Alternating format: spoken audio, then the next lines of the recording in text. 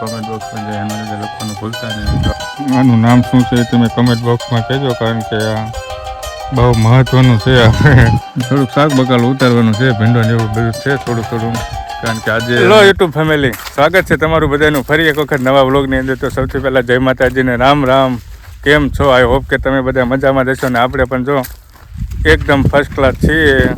ઘરે પ્રસંગ હતો, ભગવાન માતાજીની દયાથી ખેમ સારી રીતે પ્રસંગ પૂરો થઈ ગયો ને એનું કામકાજ થોડુંક હતું, એટલે આપણે વ્લોગની શરૂઆત થોડી મોડી કરી, કારણ કે સવારમાં થોડુંક કામ કર્યું ને મારા મા હતા એમને મૂકવા જવાનું હતું, એટલે મૂકીને આવીને જમીન હવે વ્લોગની શરૂઆત કરી છે. ને વ્લોગ શરૂઆત કરી છે બપોરના 1:30 વાગે. જો આપણે વાડી આવી ગયા છીએ આટો મારવા ને થોડુંક શાક બકાલું ને એવું ઉતારવાનું છે, તો વાડી આવી ગયા છે ને અત્યારે વ્લોગની શરૂઆત કરી છે.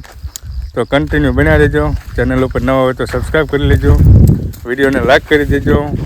અને કારણ કે જો વાડી તમને બતાવી જાઉં, અમારી વાડી જો કપાસ છે ને મકાઈ છે ને આ બાજુ બાજરો ને એવું બધું વાવ્યું છે. થોડુંક શાક બકાલું ઉતારવાનું છે, ભીંડો ને એવું બધું છે થોડું, કારણ કે આજે અમે રાજકોટ જવાનું છે. જો આ ભીંડો ગુવાર ને સીબડાના વેલા છે બધું. જો હું ને મારા ઉપા આવ્યા છીએ, મારા ઉપા ઓલી બધું થોડું કામ કરે છે. જોવી હવે કેટલું બકાલું મળે ને શું છે. તો નાના સીબડા જો આ બાજુ થઈ ગયા છે. જો ટેન્ડુળિયા સીબડા. તો આવું કાંઈક છે ફેમિલી. શું કેવું બીજું? તો આજ તો શ્રીમતનો પ્રસંગ હતો, એ ફર્સ્ટ ક્લાસ બધાના સપોર્ટના કારણે ફેમિલી ને આજુબાજુના બધા મહેમાનો સારી રીતે બધું ફૂલ સહયોગથી કેમ પૂરો થઈ ગયો.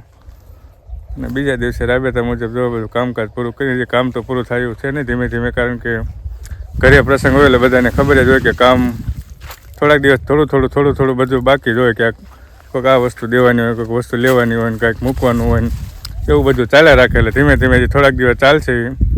બાકી તો વાડી એનું બધું કામકાજ છે એ તો મમ્મી પપ્પાને બધું કરે છે. ને આપણે તો પછી સ્કૂલ ચાલુ હોય એટલે સાંજના 3-4 વાગે નીકળશું રાજકોટ તરફ. ને અત્યારે તમે થોડુંક શાક બકાલું ઉતારી લઈએ.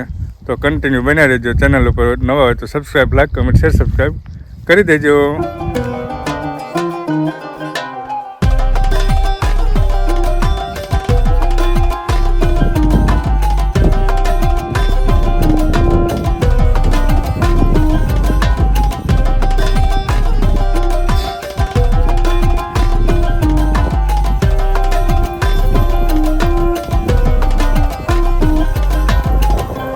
ફેમિલી જો બકાલું ઉતારવાનું કામકાજ ચાલુ છે, આમ પૂરું થવાની તૈયારીમાં છે. ને તડકો પણ ખૂબ થઈ ગયો છે ને બકાલું ઉતારતા જો આવા વહેલા આવી ગયો. જો તમે આ વહેલો ક્યાંક જોયો તો હશે, શેનો વહેલો છે. વહેલામાંથી જો આવું થાય. આનું નામ શું છે તમે કમેન્ટ બોક્સમાં કહેજો, કારણ કે આ બહુ મહત્વનું છે. આપણે એવું કહેવાય કે આનું શાક ખાવ ને ઘણા બધા ગુણ આમાં હોય. આ લાગે સ્વભાવમાં બહુ કેવું કે કહેવાય ને કડવું કહેવાય. જો સ્વભાવમાં બહુ કડવું કહેવાય, પણ શરીર માટે સારામાં સારું કહેવાય. તો આને શું કહેવાય કોમેન્ટ બોક્સમાં જરૂરથી જણાવજો. મને તો ખ્યાલ જ છે, કારણ કે આપણી વાડીએ થતું હોય એટલે આપણને તો ખ્યાલ જ હોય કે શું વાયુ છે તે. તમને જો ખ્યાલ હોય તો કોમેન્ટ બોક્સમાં જણાવજો, કારણ કે આના ફાયદા ખૂબ ઘણા બધા હોય. ને આપણે અત્યારે જો ઉતારી લીધું છે ને બધું મોસ્ટ ગુવાર ભીંડો ને બધું સીબડાને ઉતારીને જો હવે થોડુંક બાકી છે ને હવે ઘર તરફ જવાનું છે. હું ને પપ્પા આવ્યા હતા ને પપ્પા આ બાજુ ઉતારે છે. અને આ છે આપણી વાડી. જો ચાલો તો થોડુંક બાકી છે એ ઉતારી લઈએ ને પછી આપણે પાછા. તો ફેમિલી જુઓ અમે વાડીએથી ઘર તરફ જવા રવાના થઈ ગયા છીએ આપણે.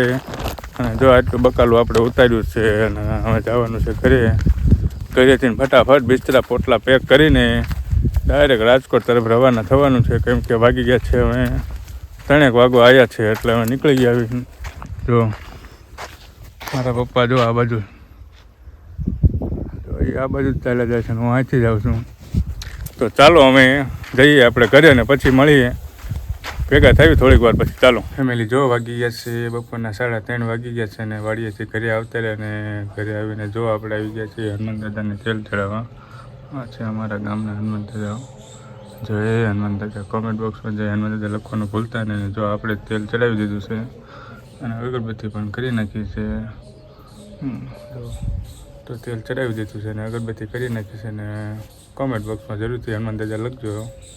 ચાલો તો હવે કન્ટિન્યુ બન્યા રહેજો. ફેમિલી જો વાગી ગયા છે 4:30 જેવું થઈ ગયું છે અને આપણે જો બિસ્તરા બધું પેક કરી વાળ્યું છે અને અમારે મેડમને જો મમ્મી બે વાતું કરે છે છે બધું શું છે આવું જ તમારે હાલો જવાનું. ચાલો તો અમે નીકળીએ છીએ રાજકોટ તરફ. તો કન્ટિન્યુ બન્યા રહેજો. એટલે જો અમે આપણે રાજકોટ પહોંચી ગયા. ગામડેથી નીકળ્યા હતા અને રાજકોટ ફાઇનલી પહોંચી ગયા અને વાગી ગયા 10 જેવું થઈ ગયું છે. એટલે ભૂખે અમે લાગી ગઈ છે અને જો રસ્તામાંથી જમવાનું લઈ લીધું ને જમવામાં તો આજે ઊંધિયું ચાપડી ને એવું છે સલાડ ને છાશ ને બધું આપીને રેડી થઈ ગયું છે અને મેડમે અમારે જમવા બેસી ગયા અને આપણે બેસી ગયા છીએ કારણ કે ટાઈમ ઘણો થઈ ગયો જતો રહ્યો જમવાનો. 10 વાગી ગયા. ચાલો તો ફટાફટ જમી લઈએ. ઉંદરડા દોડે હવે તો પેટમાં. તો ચાલો જમી લઈએ અને પછી મળી. ફેમિલી જુઓ તો અમે થોડીક વાર પહેલાં જમી લીધું ને અમે વાગી ગયા છે 11 વાગવા આવ્યા છે ને 11 વાગ્યા તમને નહીં લાગે પણ તમને કહું કે જો 11 વાગ્યે પણ અમારે ગરમા ગરમ ચા બનીને રેડી થઈ ગઈ છે કારણ કે ગામડેથી મોડા આવ્યા અને જમ્યા ને બધું સામાન કર્યો ને એવું થયું એટલે 11 વાગી ગયા એમ. ચા બનીને રેડી થઈ ગઈ છે અને ચા પી લઈએ અને વિડીયો પણ આપણે અહીંયા પૂરો કરવા જઈ રહ્યા છીએ. વિડીયો તમને કેવો લાગ્યો એ કોમેન્ટ બોક્સમાં જરૂરથી જણાવજો. ચેનલ ઉપર નવા હોય તો સબસ્ક્રાઈબ કરી લેજો. વિડીયોને લાઈક કરી દેજો. મળશું જ આવા નવા વ્લોગ સાથે. ત્યાં સુધી બધાને જય માતાજી, રામ રામ અને બાય બાય.